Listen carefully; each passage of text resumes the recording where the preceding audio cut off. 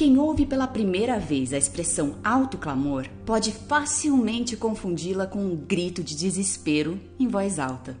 Alto clamor é definitivamente uma expressão um tanto quanto estranha ao vocabulário da maioria das pessoas, mas o que ela significa pode ser completamente desconhecido. No nosso 6º episódio da série de conferências online sobre eventos finais promovida pela editora Sá Feliz, nós vamos explicar de forma simples e clara o que é o alto clamor, quando ele ocorre e o que significa.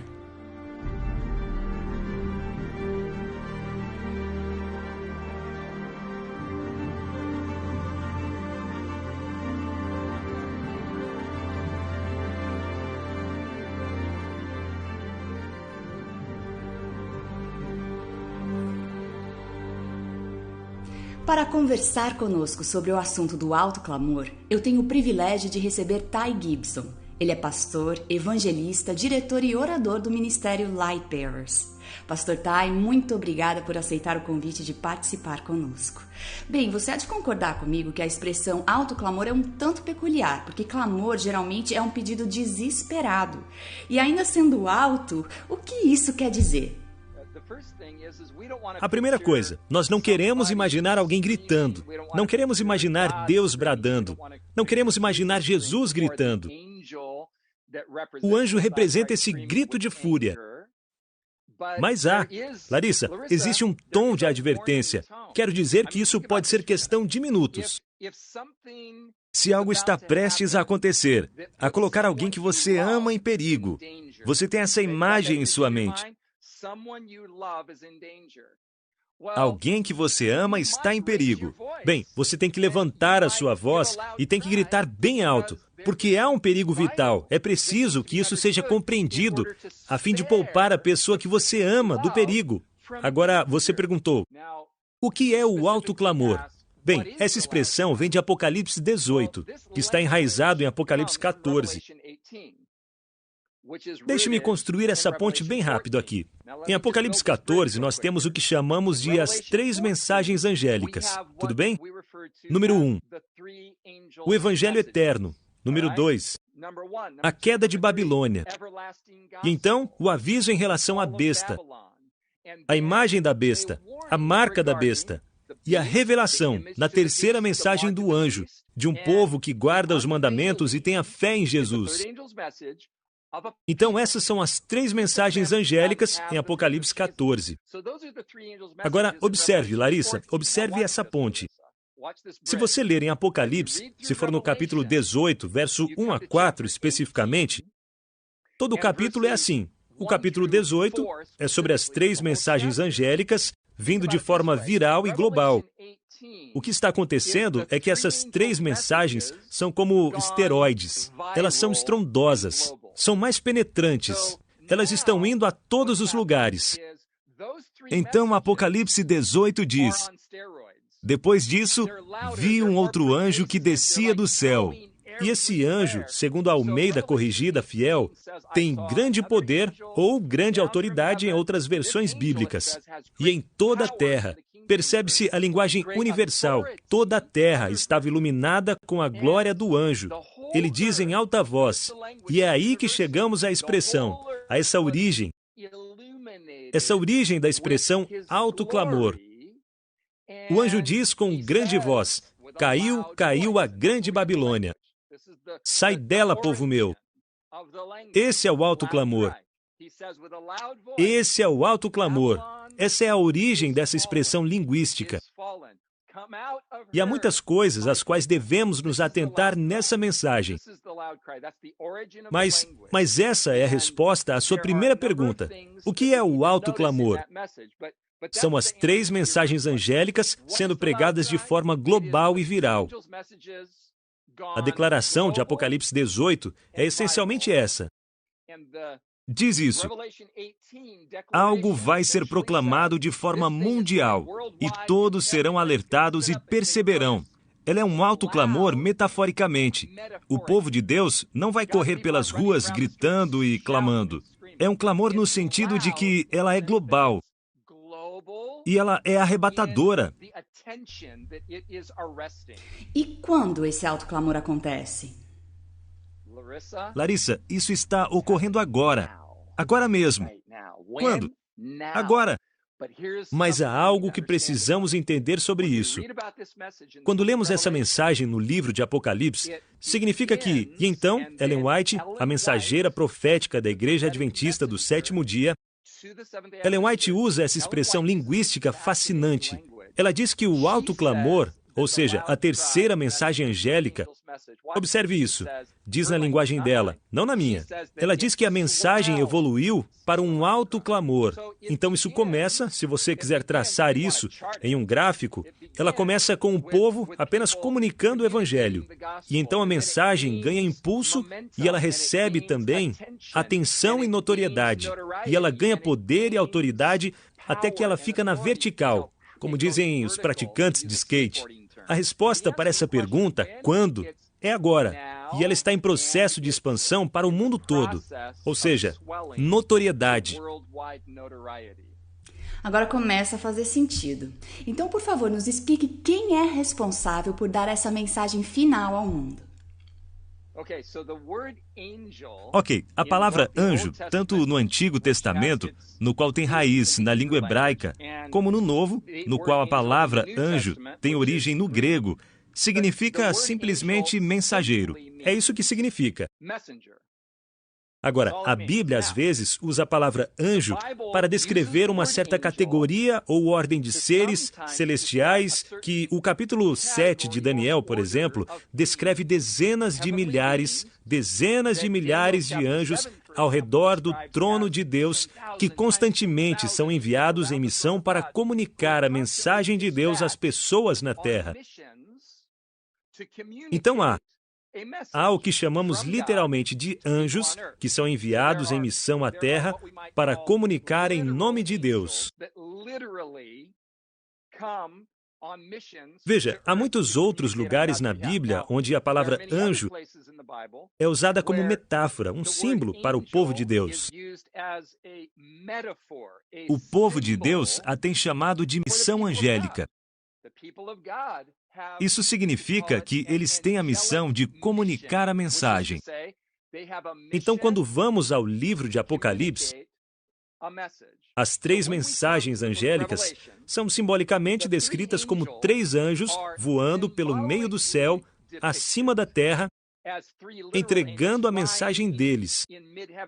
Mas isso é metafórico. Literalmente, significa que o povo de Deus, a Igreja de Deus na Terra, está proclamando o Evangelho, cumprindo o chamado para proclamar o Evangelho. E de que forma a igreja será despertada para a pregação dessa mensagem? Uma das formas, Larissa, é mais dolorosa do que outra, muito honestamente. Mas tanto de uma como de outra maneira, a Igreja de Deus despertará. E haverá um reavivamento da beleza do caráter de Deus, da beleza do Evangelho. E nós finalmente despertaremos e seremos motivados a levar a mensagem ao mundo. Mas, se continuarmos adormecidos na fase laodiceana, se continuarmos sentados nos louros de nossas realizações, nós temos nossos colégios, nossos hospitais, e estamos maravilhados. Estamos maravilhados. Não somos incríveis ao fazermos todas essas coisas? Se continuarmos a colocar nossas instituições como uma igreja e nossas instituições à frente da missão em si, bem, a única opção é que a igreja passará necessariamente por uma crise, um tipo de crise que vai nos despertar para a realidade de qual é nossa verdadeira missão. Então, ou nós despertamos voluntariamente pela beleza do Evangelho, ou nós vamos passar por algum tipo de crise. Um tipo de crise que realmente vai nos derrotar. Algum tipo de... Bem, eu não sei o que exatamente, sabe, mas é algum tipo de crise. Às vezes eu tenho a impressão de que há uma espécie de comoção para que as 3 mensagens angélicas sejam disseminadas rapidamente, porque então a gente pode dizer, pronto, agora Jesus já pode voltar. E no fundo isso parece passar uma ideia de uma motivação perturbadora. Porque aí a volta de Jesus estaria nas nossas mãos. E 2, porque isso tudo acaba sendo uma mensagem desprovida de amor, algo do tipo, quem não nos ouvir vai se dar mal porque a gente está certo e os outros estão errados. Qual deve ser o centro, o motivo da igreja para dar essa missão de levar a mensagem de juízo e salvação? Posso ler uma citação que tem sido extremamente útil para mim? Ok, essa é a citação de Ellen White. Qualquer um pode pesquisar isso no Google. Dificilmente temos que dar uma referência hoje em dia, pois as pessoas podem encontrar qualquer coisa agora. Mas, para aquelas que querem acesso fácil, a citação está em um artigo da Sign of the Times, 17 de março de 1887. Agora vou ler aqui e então você me dirá o que acha. A brevidade do tempo é frequentemente apontada como incentivo para buscar a justiça e fazer de Cristo nosso amigo. Este não deveria ser o nosso motivo. Essa não deveria ser nossa razão principal, pois tem sabor de egoísmo. É necessário que os terrores do dia do Senhor sejam mantidos diante de nós, que possamos ser compelidos à ação correta por meio do medo. Não deve ser assim. Afinal, Jesus é atraente. Ele é cheio de amor, misericórdia e compaixão. Deseja ser o nosso amigo. Então aqui há muitas coisas, mas Ellen White está dizendo, basicamente, que a falta de tempo, sabe? Jesus está voltando em breve. Logo Jesus voltará. O mundo vai acabar. Essa falta de tempo, embora seja a verdade, não deveria ser a grande motivação na busca por justiça e para que Cristo seja nosso amigo. Ela quer dizer que somos motivados pelos eventos finais. Na verdade, se essa é nossa motivação, ela diz, quer gostemos ou não, isso significa que é apenas puro egoísmo. E então ela diz estas palavras, Jesus é atraente. Então o que ela está dizendo é que realmente nós temos uma de 2 opções. Somos movidos e motivados pelo medo dos últimos dias, ou, ela diz, nós podemos ser impulsionados e motivados pelo fato de que Jesus é atraente. Jesus é lindo. E ela sugere que essa beleza de caráter de Jesus realmente deveria ser o ponto central de nossa teologia, em nossa pregação e em nosso ensino. Motivar nosso povo a agir a premissa de que Jesus é atraente, em vez de tentar despertar as pessoas por meio do temor aos últimos dias. Então, como devemos nos preparar para anunciar essa mensagem tão importante?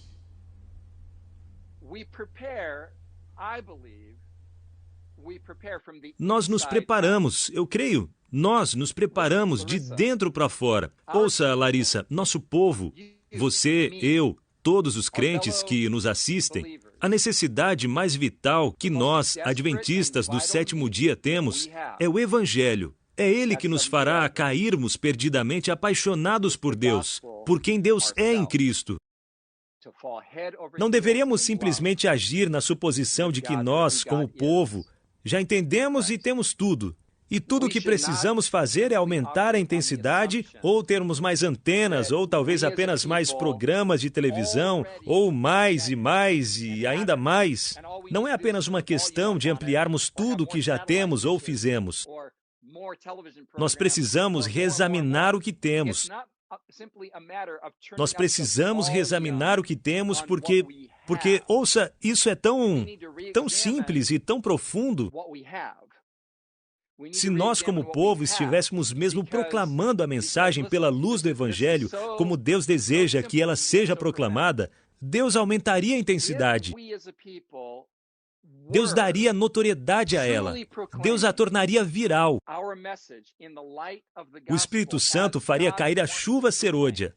Deveria ser, ou seja, a chuva serôdia deveria vir em reconhecimento de que Deus aprova. O fato de que nós continuamos sem a chuva serôdia deveria nos levar a uma autoanálise do coração, uma análise de nós mesmos. Deveríamos dizer: ei, Senhor, ensina-nos, mostra-nos o que de fato não sabemos. Abra nossos olhos à própria apatia. Abre nossos olhos para nossa condição laodiceana. E abre nossos olhos, Senhor, para nosso institucionalismo. Abre nossos olhos para qualquer coisa que seja, Senhor, que Tu achas que esteja bloqueando o fluxo do poder do Espírito Santo na medida da chuva serôdia. Larissa, ouça, se nós, como povo, estivéssemos proclamando o Evangelho de Cristo na luz da mensagem que Deus tem nos dado como um povo, se estivéssemos proclamando o Evangelho de Deus como o incomparável amor de Cristo, Deus aumentaria a intensidade do clamor. Aqui está o que nós estamos fazendo. Nós tentamos aumentar o volume por conta própria sem a aprovação de Deus.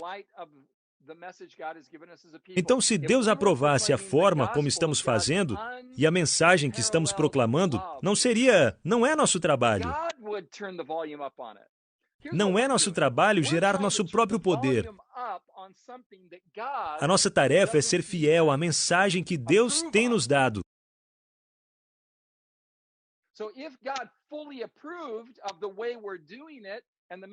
Isso significa que, quando realmente levamos o Evangelho, quero enfatizar isso, porque nós temos levado nossa mensagem em grande parte do nosso evangelismo. Larissa, sinto muito dizer isso, eu me incluo nisso, eu estou me incluindo, ok? Em grande parte do nosso evangelismo, nós temos castrado a mensagem, decepado-a. Sinto muito criar essas imagens. Nós temos tornado a nossa mensagem uma unidade. Tiramos a potência, o poder dela, reduzindo a mensagem a séries doutrinárias. Sabe, o sábado é dia certo versus o dia errado. E aqui estão nossos 47 versos para provar isso. E a volta de Jesus não é um rapto secreto.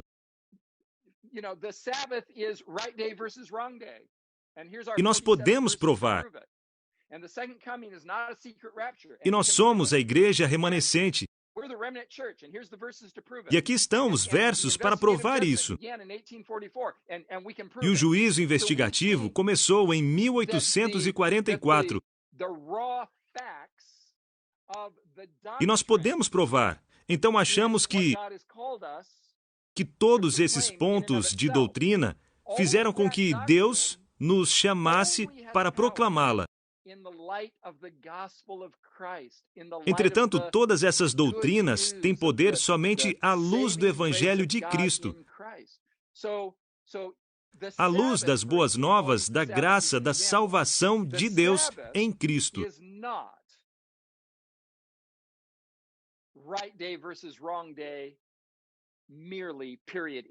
Então, o sábado, por exemplo, uso o sábado como um modelo. O sábado não está certo versus apenas um dia qualquer, um período. Fim do assunto. Terminemos com uma oração e teremos um batismo por imersão.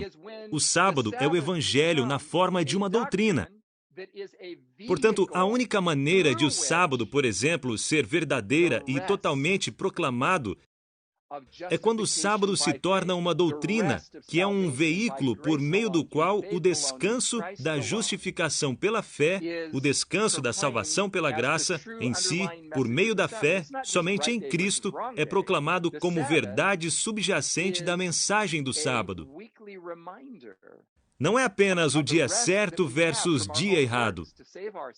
O sábado é um lembrete semanal do descanso que nós temos dos nossos trabalhos, a fim de salvar a nós mesmos. Portanto, o sábado é uma doutrina do Evangelho. Não é apenas o dia certo versus o dia errado. É a doutrina do Evangelho. O sábado é a verdade do Evangelho embebida com um lembrete semanal de que Deus é o único em Cristo que salva e a salvação, essa salvação pelo sistema de obras, não tem poder. Eu apenas estou usando o sábado como um exemplo. O mesmo poderia ser demonstrado com cada uma das doutrinas. Todas as nossas doutrinas, a doutrina, o portfólio de doutrinas do Adventismo é poderoso. Eu acredito em toda a mensagem.